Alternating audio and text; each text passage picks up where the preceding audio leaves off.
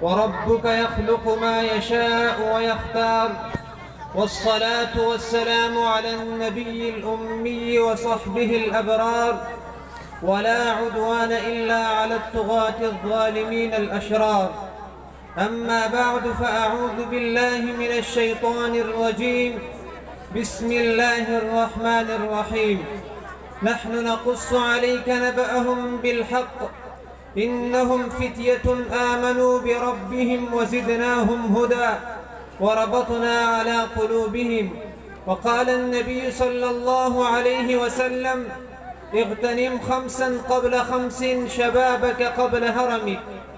معالي الرئيس، أصحاب الفضيلة والسعادة، وإخواني الأفاضل، السلام عليكم ورحمة الله وبركاته.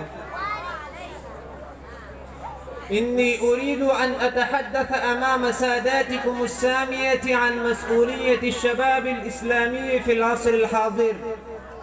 يا معشر الشباب، إنكم تعلمون حقا أن الدين الإسلامي القويم أصبح في هذه الأيام كثلة غنم لا راعي لها، أو مرتع خصب لا ذائد عن حماه، أو يتيم مات أبواه فأصبح لا يجد من يربيه ويحنو عليه، أو مريض مدنف أشرف على الموت لا يلقى طبيبا يداويه بجرعة من الدواء.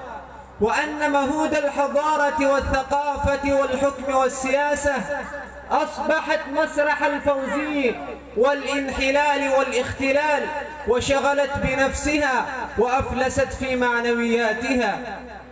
نعم يا إخوة الإسلام، إن أرض الله أوحشت من أهل الإسلام والإيمان، وامتلأت الآفاق من عبرة الطاغوت والبدع في الدين، وأطبقت الظلم بعضها فوق بعض على كافة الناس، وصار الحق رسما عافيا، خلقا باليا ميتا وسط أموات. يا معشر الأمة المحمدية صلى الله عليه وسلم، أسألكم ومعذرة إليكم، والمعاذير تقبل، ما هو واجب الشباب المسلمين في هذه الأوانة الحرجة؟ وما مسؤوليتهم في هذه الظروف المزعجة الخطرة التي تثير الحزن والكآبة؟ يا معشر الشباب، قد ظهر الفساد في البر والبحر، والفتن المتنوعة في مشارق الأرض ومغاربها، وتلتهب وتشتعل شعل جهنم ولهبها. واتحدت الدول الغربية وأنصارها، وقصدت وعزمت إنهاء الفكرات والنظريات الإسلامية الغراء من أرجاء المعمورة كلها بهجماتها ضد الإسلام وأهله، وتبذل جهودها المكثفة المستطاعة، وتقدم تضحياتها، وتصرف كل ثروة وغناها ونفوذها لتوفير عزائمها العدوانية.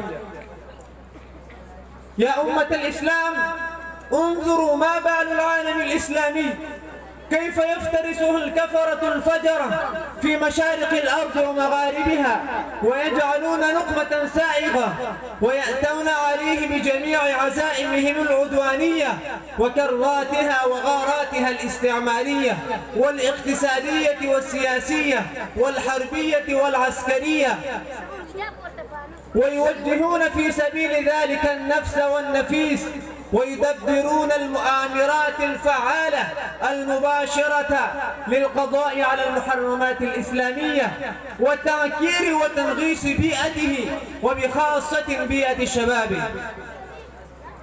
يا معشر إخواني الشباب، ألستم مسؤولين عن هذه المهمات؟ وقد وهبكم ربكم هذا الشباب الموفور، وهذه القوة المدفقة، وهذه الدماء السخية، وهذه الفطرة السليمة الحارسة الأمينة. ألستم مسؤولين عن هذه المسؤوليات؟ وأنتم أبناء من؟ أولاد من؟ أنتم أبناء المغابرين الأبطال المباسلين، خالد بن وليد رضي الله تعالى عنه، ومحمد بن قاسم، وطارق بن زياد، وموسى بن نصير رحمهم الله تعالى رحمة واسعة. ألستم مسؤولين عن القضايا الإسلامية؟ وقد حولكم هذه النعماء الشاملة وأسبغ عليكم نعمه ظاهرة وباطنة. يا معشر الشباب، انتهبوا إلى أمركم وعودوا إلى رشدكم، واتركوا القنوط وابتعدوا عن اليأس، والجأوا إلى الله واعتصموا بحبله وتوكلوا عليه وتمتعوا بالصبر، فنجيتم في كل مكان إن شاء الله تعالى. اللهم وفقنا لما تحب وترضى من القول والفعل والعمل والنية، إنك على كل شيء قدير. والسلام عليكم ورحمة الله وبركاته.